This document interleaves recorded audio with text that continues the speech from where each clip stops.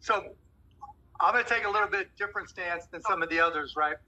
I'm the business guy, and I'm getting a reverb here. And I'm talking to her team a lot.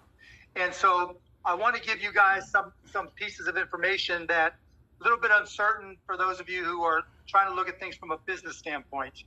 First of all, Kamala she knows the deal, right? She knows what's up.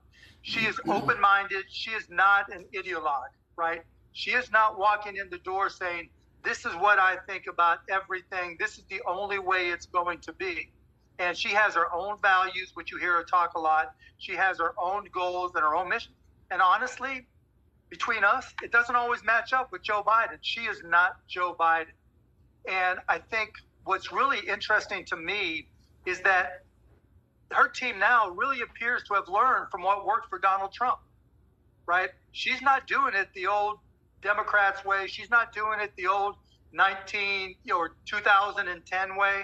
She's doing it the 2024 way, right? She's digging in and she's saying, doesn't matter the way we did things before. What's the best way for America in 2024?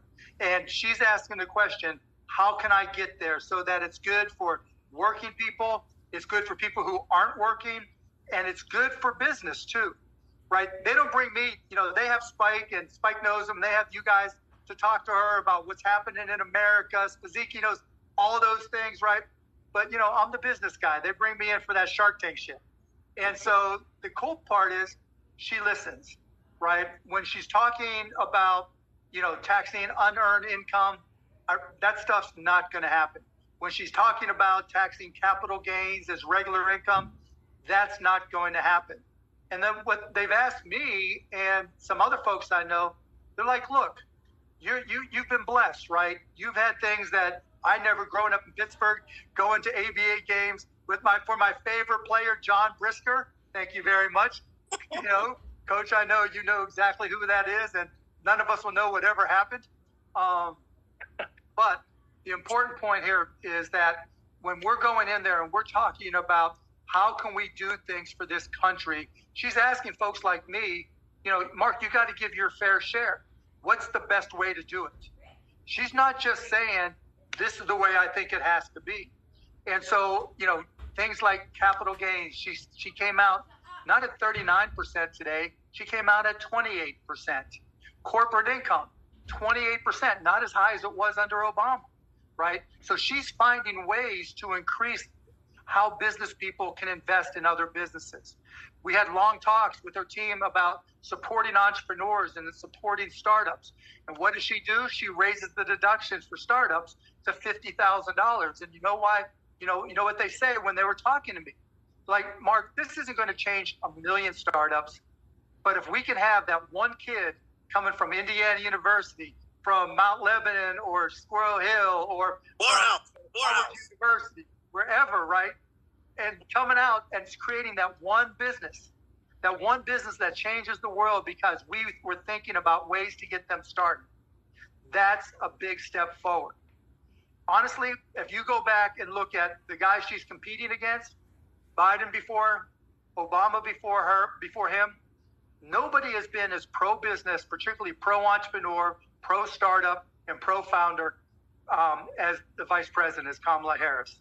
I've been so pleasantly surprised. I'm one of those guys that just throws out idea after idea after idea, and her team is like, keep them coming, keep them coming, keep them coming, right? She's not here to put it to the business guy, right, or woman. She's not here to say, okay, you're rich, we're taking all we can from you. She's doing it the right way. And I don't mean trickle down, right? Lowest taxes possible, so it all trickles down. She thinks more in trickle up, right? When we were talking about what's a good capital gains tax, and we were talking about where should it be, I'm like, well, if you get it too high, it's hard to invest in risky companies. And the companies that have the greatest risk, for better or worse right now, are kids starting business that are people of color, LGBTQ, women. They have the hardest time getting investors because they're the riskiest investment. The higher the capital gains, the harder it is for them to get investment. What does she do? She sets them lower than everybody expected. I mean, that's just insane and amazing. And so when you're talking to, and the reason I say all this, for those of you that talk to other business people who may be supporting the other guy, and they're saying she's not pro-business, she's just trying to tax us into oblivion, all she wants to do is take more from us. It's the exact opposite. She's trying to create a system that's fair. That's her value, a system that's fair. And when it's fair, it also has to be able to allow investors to invest in people who can and help them reach the American dream. That's what it's all about. Because every time some kid has a dream and makes it, just like Spike went from, film school to us all knowing, Coach Carl went from, batshit Pittsburgh, to where he is today. We all have had this dream to go and make something happen. And she wants that dream to come true for as many people as possible, but not by saying the government's going to do it all. The government's there to help. The government has its role, but she wants business people to be part of the solution. She wants business people to feel respected, and she wants us to go out there and pay our fair share of taxes. And so for those of you who know me, if you have any ideas on a better way to do things, you just get it to me, right? Get it to Brett, get it to Coach Carl, and they'll get it to me, and I'll share it with her team. She is that wide open.